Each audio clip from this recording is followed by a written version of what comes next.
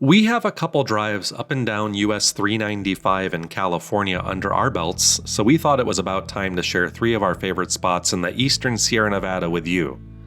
The places we'll visit today transition from scenes you'd expect to see on another planet, to a notably well-preserved Old West ghost town, to one of the most heavenly views you might ever set your eyes upon. Our travels in this area have been many throughout the years. We've explored the region's amazing trees, its mind-blowing scenic drives, and pristine high alpine lakes. Even the baked goods. While we've just skimmed the surface of what there is to see here, today's picks represent some of our absolute favorites. If you're looking for something within reach of Yosemite National Park to diversify your portfolio of things to do during your visit, then this may be the video for you. At the base of the Eastern Sierra and right off the famous California Highway 395 is a lake that might be familiar to aficionados of Old West films. High Plains Drifter, a 1973 American Western film, directed by and starring Clint Eastwood, was filmed on location here at Mono Lake. Technicians built a set on location in the span of 18 days, consisting of 14 buildings, inside of which many of the scenes were shot. The lake is visible throughout much of the film. One of the reasons this set was chosen is the remarkable beauty of the location. Seeing the towering eastern Sierra Nevada rising behind the lake provides a striking backdrop on film, and even more so in person. But there's much more than Old West film history to talk about at this lake. Let's take a deeper look. Mono Lake is an ancient saline lake that has existed at the base of the Eastern Sierra for hundreds of thousands of years. The lake has served as an important life-sustaining oasis for various species, especially the birds, who find an important supply of food in these waters.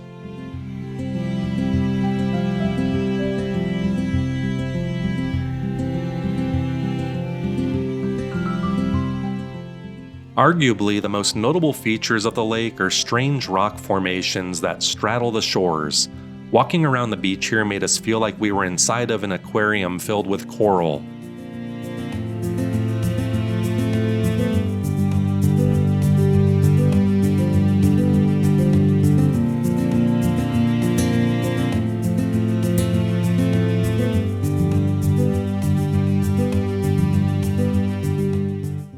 The name for the strange formations is tufa.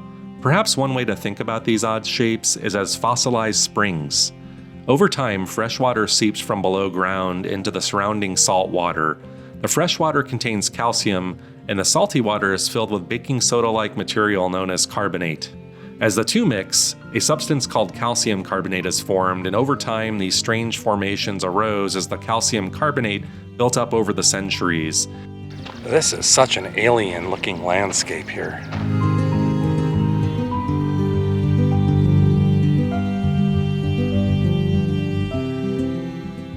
Tufa plays an important role in supporting the animals of the area, like the birds who make nests in the craggly rocks. Which brings us to the next observation. How can a highly salty and seemingly barren lake host so much life? I mean, it's so salty here that no native fish species can survive. The food chain of the lake is based on algae that thrives in late winter and into spring. On these algae feed one of the lake's most famous residents, the brine shrimp. These are much smaller than your average shrimp and of little to no nutritional value to humans. During the warmest months of the year, it's estimated that 4 to 6 trillion shrimp inhabit these waters. Brine shrimp are a staple in the diet of the birds that visit the lake to rest and eat at different times of the year, a vital part of the ecosystem. The lake here hosts another tasty little snack that the birds here enjoy, but I might need to prep you for this next one: flies. At Mono Lake, you can find flies that can swim underwater, the amazing alkali fly. Do you see them scattering about as I close in on them? Can you hear that? During the warmer months, you might see little teardrop shapes swimming in the shallows. That would be our little fly friends.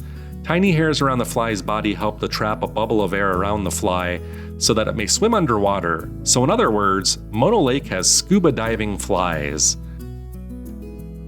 Once you begin to understand the amazing diversity here, you can more easily understand why groups have gone out of their way to protect this lake.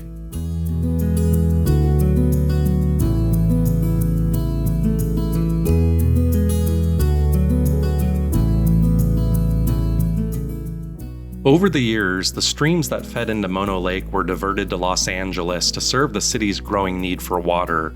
In many places along the shoreline, you can see spots where only decades before the shoreline stretched out far beyond today's shore.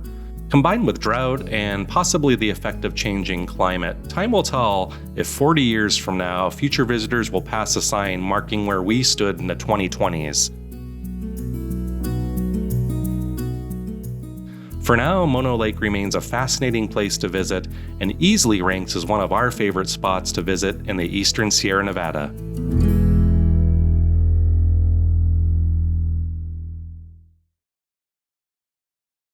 Even though the set of High Plains Drifter was removed from the shores of Mono Lake after filming, you can still find plenty of Old West up here in the eastern Sierra, the real Old West. This is the Old West. Frozen in time. About a 45-minute drive north of the lake at a higher elevation of over 8,000 feet is perhaps one of the world's best preserved 19th century ghost towns, Bodie, California. The final few miles to the town is up a dirt road, but don't worry, it's easily passable for just about any type of vehicle, except for the winter months where at times the only way up to Bodie is by snowmobile. Bodie is unlike anything I've ever experienced of this sort. This is a genuine California gold rush Old West ghost town, still left standing well into the 21st century, and it's made of wood. Lots of wood, building after building, block after block, the real deal. No Old West section of an amusement park got anything on Bodie. When you venture deep within the streets, perhaps through what was once someone's backyard, and you see Old West in every periphery, it yanks you back for a minute. Hard to describe and kind of eerie. Bodie's boom was pretty epic by Old West standards, but relatively short-lived, spanning from about late 1877 to late 1880. The town had all the stuff you'd expect from an Old West mining town: drinking, murder, and a reputation for being a pretty rough place. After the boom, the get-rich-quick miners and rough-and-tumble types abandoned ship for other nearby strikes, leaving a smaller, more family-friendly community to work the mines.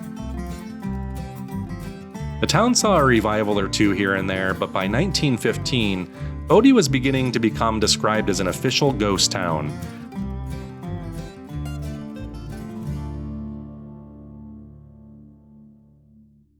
Today you can see buildings from the era here like the very photogenic Methodist Church, constructed in 1882. And you just smell old wood. And from there, it's building after building after building in all their Old West glory.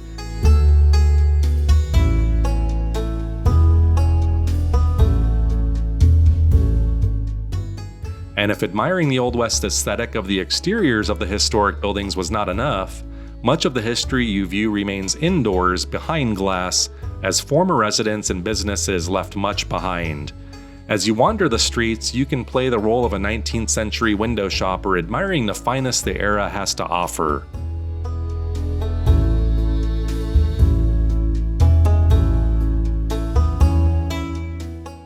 Often you can see original wallpaper and other reminders of past human inhabitants. It's eerie sometimes just how relatable it is, yet each scene is a time capsule capturing an essence of a very different time.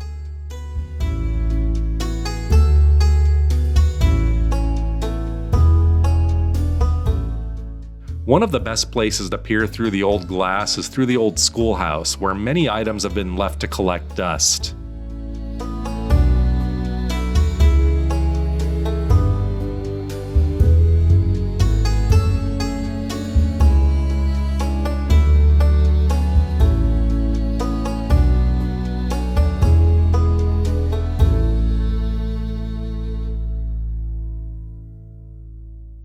And apparently, this is only a small portion of what remains after a fire tore through the town in 1932 during the final years of Bodie's decline. Still, it's wildly impressive how much of a sense of place still exists on these streets today.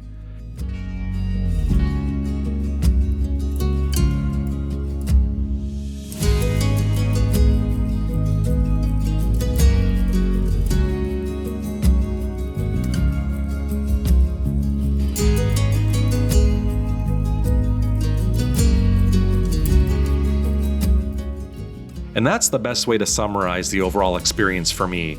Being there delivered a sense of place. In the Old West sense, unlike any other Old West ghost town I've ever visited. So you gotta agree, isn't this epic? When it comes to ghost towns, now do you understand why I always compare everything else to this place?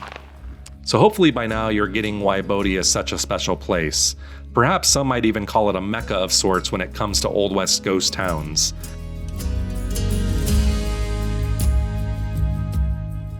Bodie is a place I think I'll visit anytime I'm passing through the area. Even with 2 visits under my belt over the years, I've still only explored a small portion of what there is to see in Bodie, giving me many reasons to return. And there you have it. That's 2 places so far that you can visit in the Eastern Sierra, both on the same day if you wanted. But we have one more notable spot to tell you about coming up next. If you find yourself in the middle of Yosemite traffic jams that leave you hoarse and need a place to escape, you may already be thanking us for the first 2 recommendations, as Mono Lake and Bodie are day trippable from the famous national park, assuming the beautiful Tioga Pass is open. We assume most of you watching would be visiting in the summer months. To add to our list, our final spot is officially inside Yosemite National Park, hidden away in the lesser-traveled northwestern corner. Hetch Hetchy is a valley, not unlike the more well-known Yosemite Valley, equal in grandeur in some folks' opinion, but with 2 distinct differences. First, the valley is covered in water, creating a unique scene like no other. Second, this is a much less visited section of the park, meaning less people and plenty of time to yourself. Hetch Hetchy, everyone. Look at how magnificent that looks. This is so picturesque. And barely any people. For thousands of years, people lived in this valley deep within the Eastern Sierra. The name Hetch Hetchy is derived from one of the native cultures, the word Hatch Hatchy, which translates to edible grasses. For most of the time man lived on these lands, the valley would have resembled the modern-day Yosemite Valley, towering granite cliffs and domes, lush meadows with a river running through it, a true paradise on earth. But by the late 1800s, the nearby burgeoning city of San Francisco began to view the water that flowed through the valley as a source that could be captured and service the needs of a growing populace. Many would protest, including the famous naturalist John Muir, but eventually the demand for water would defeat the opposition, and the final phase of construction of the O'Shaughnessy Dam was completed in 1938, flooding the valley and creating what we see today.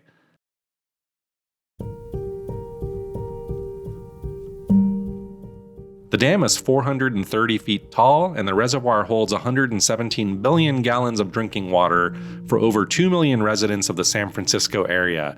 Whether you love it or hate it, it's hard to argue that the current state of the valley is a thing of beauty unto itself, albeit man-made.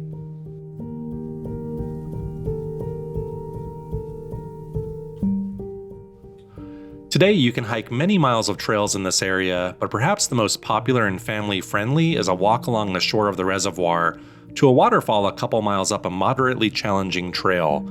The round trip out and back is about 5 miles.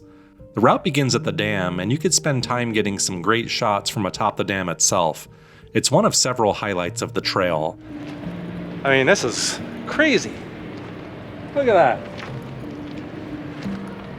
On the opposite side of the dam from where you started, you'll spot the entrance to an ominous-looking tunnel that goes directly through the rock.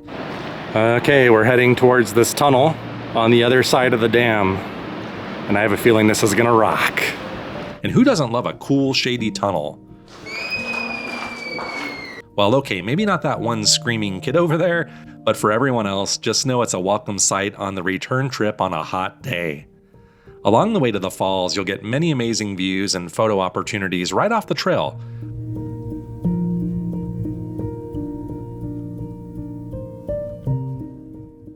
We'll come get a little bit better view of the dam from this side, and you can pretty much see where we've come. See the trail down below. Follows the coastline through the tunnel and across the dam. And this is the uphill part.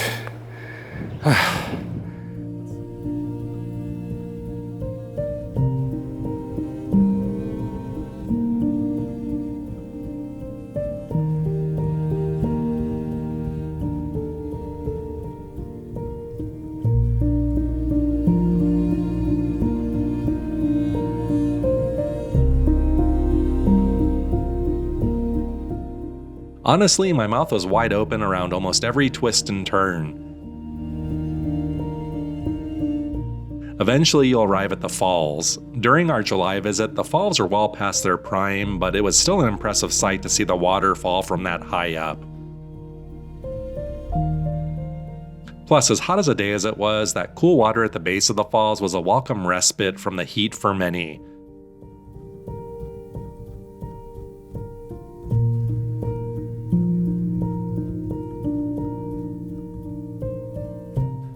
When the falls are at their fullest, this area can be a dangerous place, so probably not conducive to taking a leisurely plunge into the fresh, cool water. Hetch Hetchy is a magical place to visit, even if it's somewhat controversial. Maybe one day cities can efficiently obtain their water in different ways and put the valley back into its original form. Either way, we think most will find something beautiful beyond words at Hetch Hetchy, and it makes for a worthy stop on any visit to the Eastern Sierra.